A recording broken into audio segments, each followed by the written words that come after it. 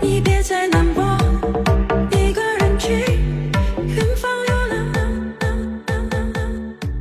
你不必有时 Suzuki Raider 150. Alin nga bang mas maganda? FI or carb type? Ang Raider 150 carb ay merong 148cc na displacement ng kanyang makina at meron itong lakas na 15.4 horsepower at 12.4 Nm ng kanyang torque. Ang fuel injected naman o Raider 150 FI ay merong 18.2 horsepower at 13.8 Nm ng kanyang torque. At grabe, lintik talaga ang bilis ng ating Raider 150. At umaabot lang naman ito ng 145 kph ang kanyang top speed or higit pa. At dahil dyan, napakaraming humahamon dito sa trono ng kaharian ng King of Underbone. At nariyan na nga ang Honda Winner X150, Sniper 150 at Sniper 155. At nariyan din ang Honda RS 150. Pero sa marami, iba pa rin talaga ang karisma ng Suzuki Raider 150. At kung sa usapang praktikal, mas nakalalamang ang Raider 150 FI sa Raider 150 carb type. Dahil sa precise ang buga ng gasolina nito at mas matipid talaga kumpara sa carb type. Pero depende pa rin talaga yan sa budget mo. At dahil kung bibili ka ng bago nito, ay mas dihamak na mas mura ang carb type kaysa sa FI. Pero kung sa pangmatagalan at pangbiyahe, mas makatitipid tayo sa FI. Ganun pa man, kung sa looks o forma, ay wala na dapat pag-usapan. Dahil pareho silang maganda at malakas ang hatak sa mga chick. Ano ang motor ng mga loyal?